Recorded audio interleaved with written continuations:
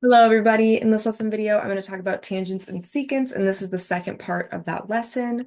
First, I want to discuss the secant theorem, and I already have a circle drawn here to discuss this. And this talks about two secants that intersect outside of a circle. If two secants, intersect outside of a circle, then we have some special relationships. And now first I'm going to draw the secants. Now a secant intersects the circle at two places. It's a line that goes forever in both directions. So I understand that it continues going in that direction and this one. So that's my first secant. And this one can be my second. Now here is where they intersect. That can be point A. And then we have the intersection points of the circle. This one I'll label B and C. This one I'm going to label D, and this one point E. So we have these two secants that intersect outside of the circle, and the relationship that exists here is that the whole secant segment of 1 multiplied by just its outside piece is the same as the product if I multiply the outside secant of the other, or the whole secant, sorry, of the other and the outside piece. So let me write that. This is the secant theorem. If two secants intersect outside of a circle, the whole secant segment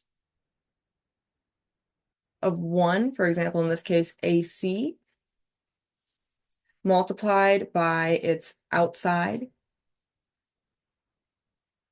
segment. In this case, for the top one, it would be AB. That is equal to the whole secant segment of the other.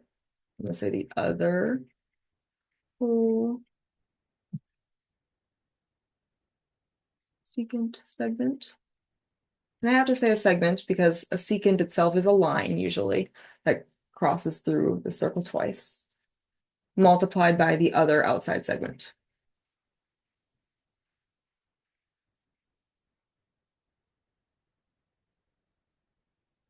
So in this case, the second secant segment would be the segment AE multiplied by its outside segment, segment AD. And there are examples of this in our course that show you can actually even move the lines and it will change the length and show you in a table what that product is.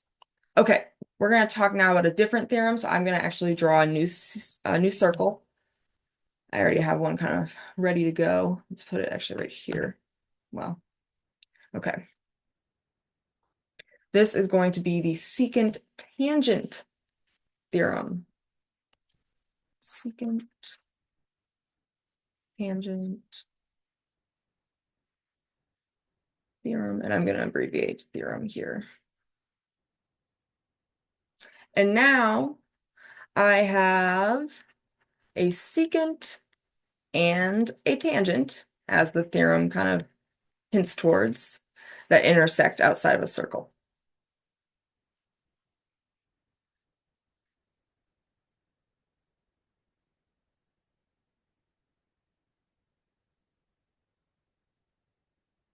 All right, so here is my tangent.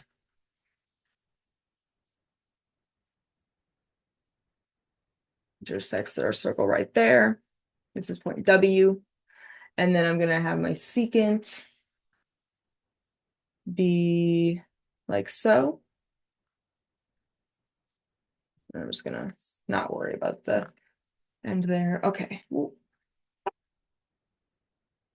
And then we have our intersection point. This is X. And then the secant points are Y and Z.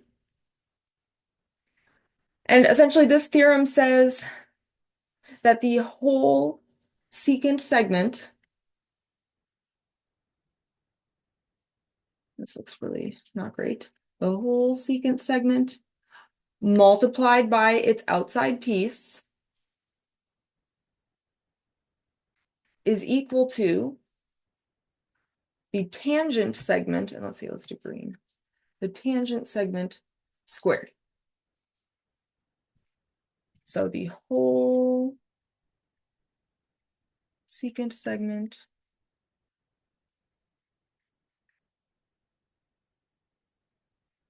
multiplied by the outside segment of the secant. So in my diagram, the whole secant segment would be xz,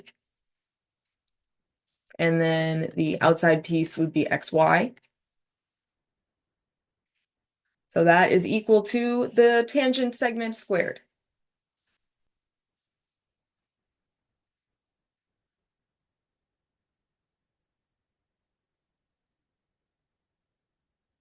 So this wx piece squared, whatever those values are. All right, another theorem, another one. This one is the tangent theorem. Tangent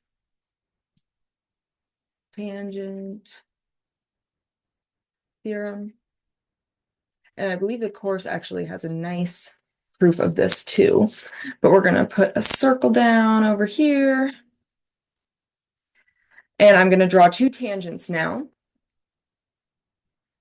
And these two tangents are gonna intersect outside the circle. Two tangents intersect outside a circle, dot, dot, dot. All right, so here is one of my tangents. This is going to be tangent at point B here, and then I'm going to have another tangent. Let's see. Oh man, might have to rotate it a little bit.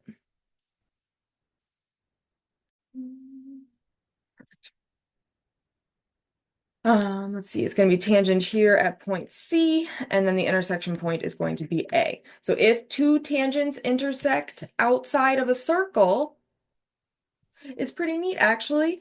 The two tangent segments are equal.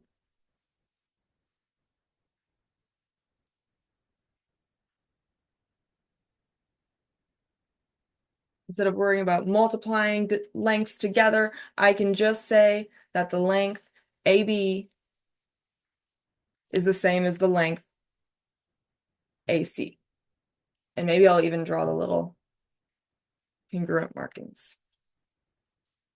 AB equals AC. All right, one more that we're going to discuss, and this one is the intersecting chord theorem. And I want to note that chords specifically are segments within the circle that just intersect the circle at any 2 points. So if I look within perhaps a secant line, like my line ZX, I could say that segment YZ is a chord.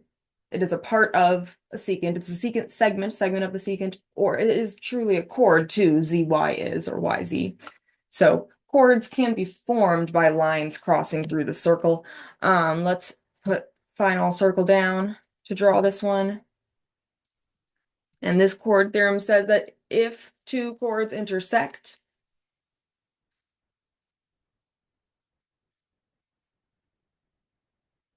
then we have some relationship. So I'm going to draw chord 1.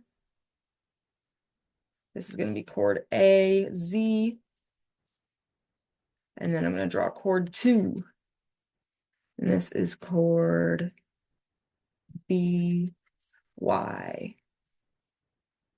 All right. If two chords intersect, oh, I should label their intersection point too. Notice they intersect here, right? That is point M. Essentially, this left side, this left chord segment AM multiplied by the rest of the chord MZ is equal to that same product in the other chord, is equal to BM times MY. So if two chords intersect, the chord segment of one, basically to the intersection point, multiplied by the rest of the chord,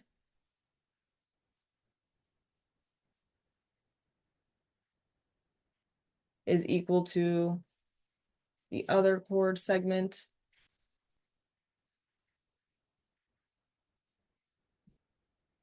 multiplied by the rest of that chord.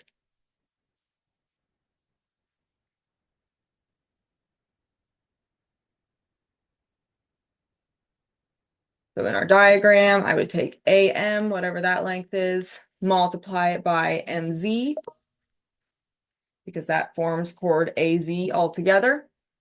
And that is equal to BM, ooh, no, almost done. BM times MY.